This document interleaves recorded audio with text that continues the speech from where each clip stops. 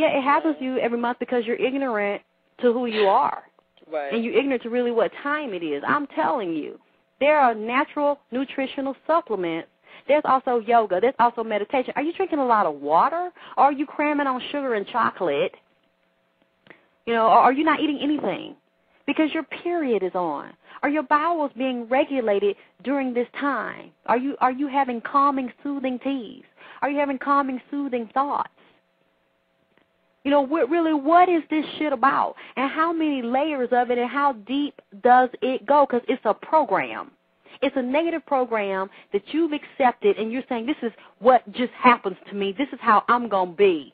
Many women already get in their head before they come on, be fucked up for about 3 or 4 days, and I ain't going to want to talk, and I'm going to be evil. I'm going to cut everybody's throat this month. And if I'm a supervisor, they better not get in my way because the folks going to be fired or suspended or some other kind of shit because I'm bleeding. We got to look at all of that. Yeah. This is true. I'm learning a whole lot from this conversation as far as, like, the female body. Yeah. And you are totally right as far as when a male can figure out when the female has a period or when does she need dick or whatsoever. You are actually very true. No, you're serious. Because there's a sense, I get a sense, I'm like, oh, like, my spider senses are tingling once I hear something. So certain things I do know. It's so important, too, during that time of the month that, and even like I was saying, when we see, because I know I had to stop going to, we have to watch everywhere we go, everywhere we eat, and who we're associating with, and the energy and the thoughts. I want you to do that at least for a week now.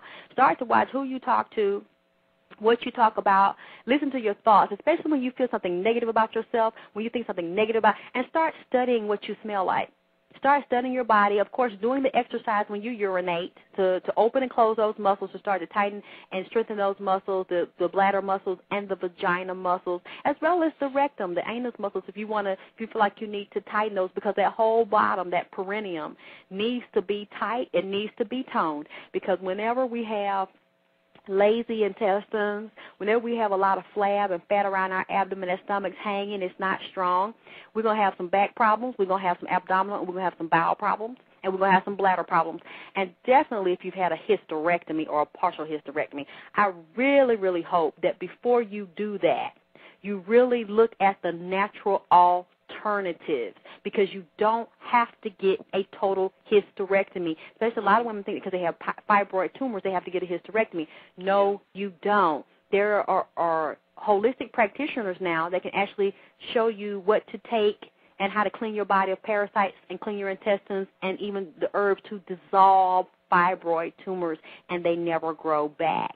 It's not normal for us to have a fibroid tumor. There are mental, emotional, spiritual issues and diet issues and parasite issues that cause fibroid tumors to develop and grow and get this big as grapefruits and oranges in our womb. So it's like we're perishing because of a lack of knowledge. But whenever a woman gets a total hysterectomy, see, you have like ligaments that hold your uterus in place, and it's like a lot of stuff sits on top of the uterus, sits on top of the reproductive organs. So when we get that stuff taken out, they don't tell you that it messes up your back, it messes up your intestines. I know women that have had total hysterectomies. Many of them can't even have bowel movements, and that stuff gets so packed up in them because it actually starts to kind of compress your lower back. It actually shifts the spine. It causes back problems. It destroys the hormones. It throws the hormones out of balance, because you need your female reproductive organs to have your hormones balanced. It starts to mess up everything. When a woman when they start digging them around down there and tell you that your natural organs need to be taken out, your Creator knew when your body is a divine piece of architecture, and when it was designed, he knew and she knew, the God and Goddess knew, everything that was needed to keep us balanced, and that's one of the things that we need. So a lot of women actually have to put their fingers up in their intestine and actually in their rectum and pull out waste, because the bowel is just hanging, because now it's a hole there where your uterus, your fallopian tubes, where everything, even though they take, some of them are so radical, they even take the cervix out. So you just got to open like a hole where all your reproductive organs were that had ligaments in place to hold everything up, to hold your intestines up over, and the intestines are long and they're heavy. So they just become limp and just hanging in that hole because now their space has been created and women are suffering. Their hormones go out of whack, so a lot of them will gain weight. A lot of them have a whole bunch of hot flashes. See, this is not the education that many doctors will give you. They just want to do surgery because they make more money. Insurance companies will pay more if they cut you up and they gut you, because it's basically what it is, a gutting. And some of my women are like, well, I don't want to wait. I just want it gone. I'm tired of bleeding so heavy every month because of the tumors. Yeah, but many times you have a tumor and you're bleeding so heavily, and the emotional distress and the self-hatred and dysfunction and somebody putting a penis in you that don't like you and don't respect you has built up such a vibrational force field of negativity that has turned inside out and started attacking your body. That's why you got the tumor. That's why you're bleeding like that. But you think a knife is going to cut that away. Yeah, the bleeding stops because they cut it away, but they don't tell you the tumors can grow back. And then you still got the root of the problem that you haven't dealt with, the self-hatred, and you hated your period anyway. And you spoke. Mm-hmm. You there? Or what happened? Did we have a problem? Hello? Yes. Hello, Cole? Yes. I'm still here. Okay, I heard some sounds. The problem began with the hatred of the feminine energy, you being the goddess and the creator, and you're saying, no, I don't want this. Because we have to have the menstrual cycle and our organs functioning properly if we want to create. Exactly, if we want to bring other gods and goddesses here, the uterus, the fallopian tubes, the eggs have to be intact. They have to be ready to do what they do. And they have to attract the right sperm to fertilize them, or that's not going to happen. And it's like, yeah, what I was saying was when I really started appreciating, they helped me appreciate even more. When I started watching Sex Changes on TV, it's like Bravo has this whole special now called Sex Change Hospital. And it was on this week, and you see all of these men who hate themselves because they want to have a vagina.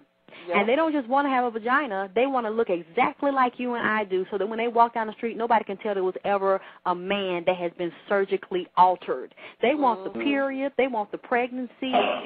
They want all of it. They're loving and embracing the womanhood, and they are angry. Many of them are angry and they're mad because they weren't born in the feminine energy. Right. They weren't born as women.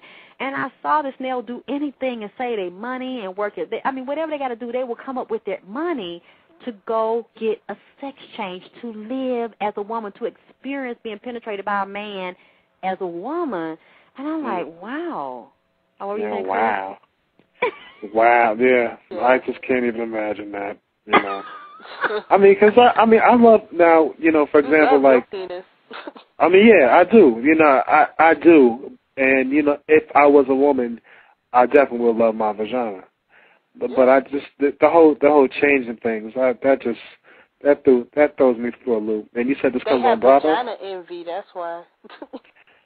I envy a vagina, but I don't want to have a vagina, you know, so, you know. And I'm pretty sure a lot of males envy the vagina too, but they don't want to have it, you know. No, but these feel like they were born in the wrong body. Yeah. They really are a woman trapped in a man's body, and they want that feminine energy. They want to feel the beauty of breasts. They want to feel the beauty of curves all over their body and a nice round butt and full round breasts and luscious lips and a beautifully sculpted face. That is female. And they want men to see them as female and to desire to have sex with them and have a relationship and not see a man. And I was just like, wow, this has even made me appreciate even more what I have, because people would do anything to be a woman, to feel blood moving through their veins and moving through their vaginal canal, because this signifies life, and this signifies the vitality and the regenerative power of a female womb gender. Mm-hmm. And that's what we have been taught to think backwards about, to think negatively about. And we've taken power away from ourselves, and we've lost so much power because we don't realize that that blood is divine, and we have the power at any time to call forth a spirit that wants to come into the third dimensional realm and converse with us in a human body. That just in itself is magnificent and divine. Yes. Yes, it is. It is. Yes, it is. Yeah. And I appreciate that, and I'm grateful for that. And that's what we need to teach our little girls.